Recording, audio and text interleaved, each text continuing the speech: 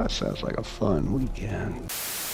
Avatar Fire and Ash, or Avatar Fire and Ass, as it's being dubbed, hit theaters last week, and I went to see it so perhaps you don't have to. I myself have never been an Avatar hater. I actually was pretty fond of the first one, although it was certainly very tropey, but I can absolutely acknowledge the fact that these films have a lot of flaws. When you strip back all of the cutting-edge visual effects and the billions upon billions of dollars that these films generate, what you're left with is a science fiction franchise that's pretty unimaginative, especially considering the immense amount of potential here, with the world that we're in, combined with the fact that this is a film franchise with very little to say or explore thematically, other than the unbearably basic native good, colonist bad, protect nature. And any other themes outside of that they try to explore are so surface level that they are completely forgettable and fall into the background of those previously mentioned tropey themes. There's a reason why this franchise is often compared to better versions of the same story, like Dances with Wolves, The Last Samurai, and many others, because it is quite literally just a copy and paste, dumbed down version with very little to distinguish itself other than the obvious aesthetic change. So I went into Fire and Ass with the expectation that I was going to get more of the same, with perhaps a slight hope that maybe James Cameron would swing for the fences and really give us something that felt different. But my hopes and prayers were not answered, because Avatar Fire and Ash just feels like more of the same that we've become accustomed to by this point. Although we have gotten past the plot point of Jake having to prove himself to insert new tribe here, which was effectively the plot of the first two films, Fire and Ash feels extremely derivative, resurrecting many of the other same plot points that occurred in the previous two entries, while doing very little to distinguish itself in any meaningful way. It certainly had opportunities to do so, with certain story elements introduced as well as characters introduced, but instead it settles for the familiar, making it an entirely forgettable entry by the time the credits roll. Before I continue and get into the specifics of the numerous amount of things that didn't work for me, I want to briefly get through the positives, which I'm sure you can all guess what those positives are. Also, I do apologize if there is a lack of congruent footage on the screen for what I'm saying. As of right now, the film is still in theaters, and the clips online are very limited. So apologies if the visuals are a little off. I'll do my best. First off, this very much feels like a second part to Way of Water. I know initially James Cameron wrote Way of Water and Fire and Ash as one long 4-hour film, but then split it up after he realized that there was just way too much shit in it for one movie. And after seeing Fire and Ash, I can absolutely see how that was the case. This very much feels like the second part to a 2-act play. So if you liked Way of Water, then I think it's likely that you'll like this one, because they feel very similar, almost interchangeable. I know that's not necessarily a positive, but for some people it is, because a lot of people liked Way of Water. However, if you hated Way of Water, then the same logic applies. You are not going to like this one. But as far as specific elements, of course this film is an absolute technical marvel. I will absolutely give props where props are due, because there are a lot of artists who put a ton of hours into making this film come to life, and that hard work absolutely shows. I would say that this is the best looking out of the three so far. Now I did see this in IMAX 3D, which might be my first time I've actually seen an Avatar film in that format. Avatar 2009 came out when I was 6, so I didn't see it in theaters. And The Way of Water, I think I only saw in 2D for whatever reason. But if you're going to see this film, see it in IMAX 3D. Clearly that is the format that this film was made to be seen in. It is an incredibly immersive visual experience, and I don't think I'm going out on a limb by saying that this is one of the best looking films of all time. Not from a cinematography perspective per se. I actually don't think that Fire and Ash was that impressive in that respect. I remember Way of Water having a lot more pretty shots than this one, but looking at it from the lens of computer effects, motion capture, the immersive experience that these films always provide, as well as pushing the technical boundaries for what is possible, yes, this film is absolutely sublime. The artistry on screen is awe-inspiring. Nobody can take that away from these movies. So if you're one of those people that just really wants to see the technical marvel that this film is, and that's all you really care about, then to each their own, cause it certainly passes in that respect. That is seemingly the only thing that people remember about these movies. However, if you are on the fence about seeing this and only care to see it for the visuals, visuals. If you saw Way of Water, it isn't that big of a jump from that film compared to the jump from the first Avatar to Way of Water. For obvious reasons, of course. There was 13 years between the first two, and there's only 3 years between Way of Water and Fire and Ash. So for the fence sitters out there, keep that in mind for those of you that are really debating whether you should spend your money. I'm also going to lump the action into the visuals as well as one of the film's strong points. Not the strategic makeup of the action, because the details of what's happening doesn't always make sense, but the visuals of the action on screen is incredible. I've never seen anything this fluid or hyper-realistic, even though there are a lot of logic fails and is very repetitive. It is certainly a visual orgasm for the entirety of the 3+ hour runtime that this film clocks in at. But with all that out of the way, now let's get into the bad stuff, which pretty much comprises the rest of the movie. The Avatar movies have always been heavily criticized for 2 things that really matter at the end of the day when constructing a film: the characters and plot. Despite the immense amount of time that was certainly spent constructing the visual aspects, seemingly no time and no fucks whatsoever were given to the actual story. The characters for these films have always been an issue. The writers cannot get the audience to be invested in these people to save their lives. I'm literally having to Google half of these characters' names as I'm sitting here typing away at my computer. I think this largely has to do with 2 factors. One being that the majority of the performances are just not good, but more importantly, the film writes them in a way that is so stereotypical. All of these characters feel completely one note and lack much of any complexity whatsoever. They feel more like archetypes rather than psychologically complex people, and the film doesn't do much of anything in the way of breaking that mold. While I commended The Way of Water for breaking the Hollywood trend and portraying Jake as a strong father figure, Jake doesn't go through any additional development in this film. He is a dull presence that says exactly what he's thinking or feeling. Jake's character was criticized a lot in Avatar 2009, but at least in that film, there were some things that made him somewhat interesting. He was morally conflicted. He was changing as a person as he became more entrenched in the Omaticaya tribe. But in the most recent 2 entries, he is much more generic, much less conflicted. The narrative doesn't challenge him much that makes him grow or evolve as a person. Neytiri completely sucks in this film. She took a noticeable backseat in Way of Water, but in this film almost entirely serves as an antagonistic force to Jake, constantly berating him about how much she hates humans, hates Spider, hates all the human elements about Jake and her own children. I found it extremely odd that Fire and Ash and Way of Water choose to dwell on that point so much, considering that Neytiri chose to marry and breed with the Sky Person, knowing full well what he originally was. This deep-seated hatred completely conflicts with the choices that she made in the past. The children once again suck. Lowak is just the reckless troublemaker archetype, whose scenes are very uninteresting. The majority of his time in this film is spent with the whales, which was my cue to use the bathroom before the film returned to more interesting subject matter. Kiri once again fits that mystical outsider stereotype. While she isn't an outsider anymore in terms of her place in the clan, the film ad nauseum repeatedly shoves in your face that she feels different, like something is off about her, which is fine as an initial starting point for a character, but after 2 full films, it starts to get very stale, when it is constantly repeated over and over again. Took is just a cute kid that's there who has no stake in the plot and whose sole purpose is to provide a device that can provide artificial tension. She's the kid that, depending on the point of this film and the last, you either have to protect or you either have to save. Spider is a constant annoyance of a character. Although the actor for Spider gives one of the worst performances I've ever seen, as a character, I can't say he's entirely useless, because he has a much bigger stake in the plot in Fire and Ash. The big what-if scenario surrounding Spider as a character throughout the film is what if the humans get hold of him and find out how to reverse engineer his new ability to breathe on Pandora, thus making it possible for all of humanity to breathe the air here. Spider's very existence also continues to make Quaritch as a character more interesting, because he still has to face the moral dilemma of choosing between his son and the team that he's playing for. But those interesting elements to the story are simply revolving around Spider's character and have nothing to do with the actual character of Spider himself. The actual character of Spider I really don't want to dwell on because he is so damn annoying. He is my most hated out of the Sully children, and any potential that his character could have had to make the narrative more interesting is wasted time and time again. Quaritch, once again, continues to be a disappointing villain. There was a lot of interesting questions to Quaritch's revival in Way of Water that the film failed to tackle in any meaningful way. Like, am I the same person anymore? Is this revenge still mine even if I didn't live it? Story elements elements, mind you, that still could be played with heavily in Fire and Ash if the writers chose to. There is a weak attempt from Jake in this film to try and get through to Quaritch that he fundamentally isn't the same person anymore. He's in a Na'vi body now, and the memories that he has were implanted in him. They're not really his. He can choose to carve out his own path and make a new life for himself if he so chooses. But the film doesn't dwell on it for very long and brushes it under the rug very quickly, which is why I called it a weak attempt. There's also this new sexual/romantic kind of relationship introduced between Quaritch and Varang, but they don't really do anything with it. It doesn't really go anywhere or have much weight on the story. I thought they might go the route where Quaritch starts to feel more connected to these specific Na'vi, more so than he does to the humans due to this newfound connection. There's even a point in the film where the humans push Quaritch out of the loop, but despite this, he's still completely loyal to the human side, carrying out his own attacks on the Na'vi tribes, with Varang and the rest of the Ash tribe just effectively becoming his minions. I thought it was a wasted opportunity for some potential evolution of Quaritch's character, but he doesn't really change at all from start to finish, which I found pretty boring. The screenplay is also particularly horrendous. It was really bad in Way of Water, but Fire and Ash just might beat it out. The amount of times that the word bro is used is distractingly obnoxious. There's so many dumbass lines or obnoxious phrases used that you might think that a young teenager would say here on Earth, but that's exactly the problem. Having an intense moment just to be squandered by Spider calling the antagonist buttholes, or any other retarded insult that he comes up with, makes me question whether this is supposed to be a sci-fi epic or whether it's intended to be a kid's movie. I don't know if this is how James Cameron thinks that teenagers talk, but even if it was, this is an alien species. Is it a little too much to ask that maybe we use a little bit of creativity here? Maybe they phrase their thoughts in a slightly unique way that seems a little,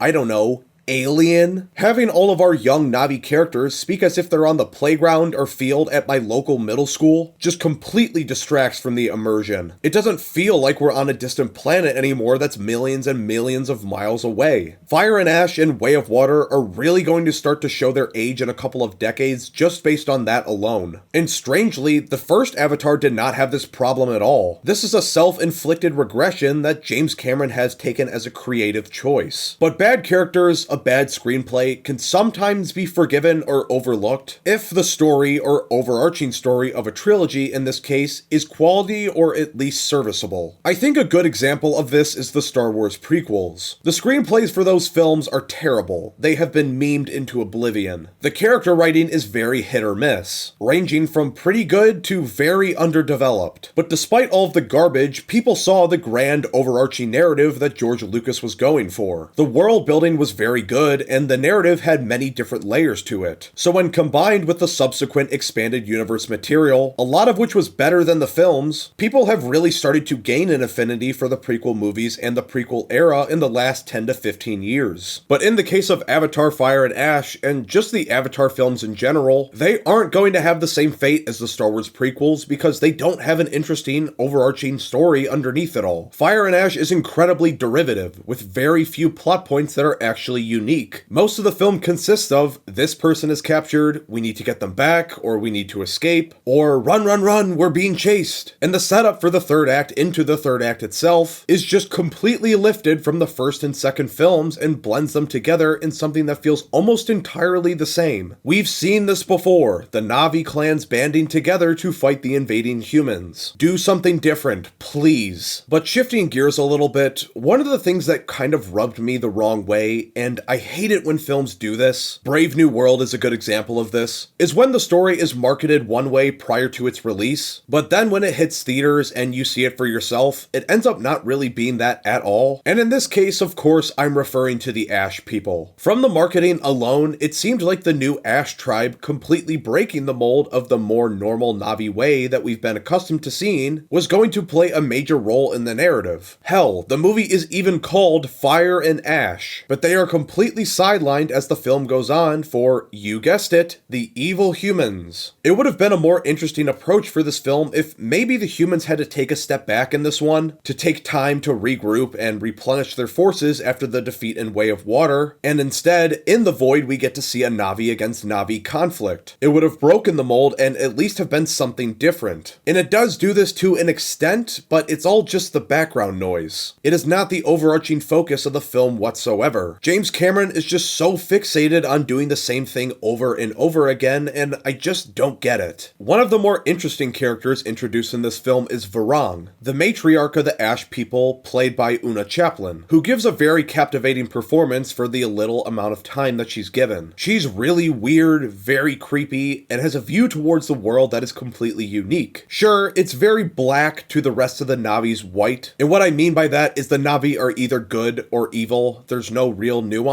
but at least it's something different. She has this very odd sexual dynamic with Quaritch, which could make for very interesting character development for not only her, but also Quaritch, as I previously mentioned, if written well, but the film doesn't really go anywhere with that. She also sees no problem with working with the Sky People in pursuit of advancing her goals. Again, you can make something interesting out of that if written well, but the film just completely sidelines her by the time the third act rolls around. There was stuff here to work with, but sadly the film doesn't seem to be interested in going beyond the surface level, which was very disappointing. Lastly, there was also a big plot point mechanical choice that James Cameron decided to go with, which I wasn't the biggest fan of, and that's Spider being able to breathe on Pandora. And my dissatisfaction largely boils down to the way in which it's executed. So let's break this down. Once again, for this section, I apologize if there isn't congruent footage to go along with what I'm saying, because the film at this point is still in theaters and the clips on the internet are limited. So the gang of Rugrats are trying to escape the Ash people who are pursuing them, and Spider's oxygen mask begins to run out. The fact that the masks have batteries is a new concept. It was never depicted in much detail how the masks work in the previous two films, but regardless, they need to work like this now so that the plot can happen. Spider's oxygen eventually does run out and he collapses amid the toxic air. And this is where it gets dumb. Curie connects with the roots and begins doing some Na'vi praying as the roots surround Spider's body. What is she doing exactly? I don't know, and she doesn't know either. When Loak questions what she's doing, her response is that it feels right. She takes a floating jellyfish, stuffs it in Spider's mouth, and with the power of Awa presumably, as well as one of her seizures, she's able to bring Spider back to life. And now he can breathe on Pandora, the first human to be able to do so. The explanation that the film later gives is that Awa is now living in a symbiotic relationship inside of Spider's body, but even if that's the case, I'm not saying that's an impossibility. This is science fiction after all. How the fuck did Curie just do that? You really expect me to believe that Curie, without having any knowledge of what she's doing, is just able to do probably the most incredible feat of the franchise thus far? It might be the worst contrivance of the series. Yes, I know that Curie has an immense power potential inside of her, due to her being the daughter of Awa herself, but that doesn't mean that she knows how to use it. We've never seen her teach herself to control her powers, train it all to refine her powers, or what exactly she can and can't do, or the scope or limit to the potential of those powers. She just uses her godlike abilities whenever it is most convenient to the plot. So going forward, I think it's reasonable to assume that whenever something incredible needs to happen, Curie will just pull something out of her ass, and it will fall under the umbrella of the powers of Awa. That shit feels so artificial, and just kills most of any kind of stakes for the future. So all in all, Avatar Fire and Ash does so many things wrong and is so unimaginative with its story that it ultimately didn't do much of anything for me. These films are always going to be an interesting case because they are so incredible in certain regards, like pushing the bounds of what's possible for this visual medium from a technical perspective, while also being so underwhelming narratively. I don't have much interest in seeing Avatars 4 and 5 in the future, assuming they still get made, outside of the lens of just being another glorified tech demo. Because at this point, that's all they really are. James Cameron has had 3 chances to figure it out as it relates to having an interesting story to tell, and he has missed 3 times now, especially so these most recent 2 times. So sadly, I have no real investment anymore for this franchise going forward. I'm going to give Avatar Fire and Ash a 4 out of 10. Another below average installment to this below average franchise. But anyways, that's just about going to do it for my brief thoughts for today. If you've made it this far and you've enjoyed enjoyed the video, then do me a favor by leaving a like and hitting that subscribe button. It helps out the channel a lot, so the support would be greatly appreciated. Also, before you leave, if you haven't already, make sure to take to the comments below and let me know your guys' thoughts on Fire and Ash. Avatar has always been one of those franchises where there is a very wide spectrum of opinions. Some people love it, others absolutely loathe its existence, so I'm interested to hear what you guys thought of this film. What worked for you? What didn't? How do you think this stacked up to the previous two films? I look forward to hearing what you guys have to say. But anyways, that's all I got for today.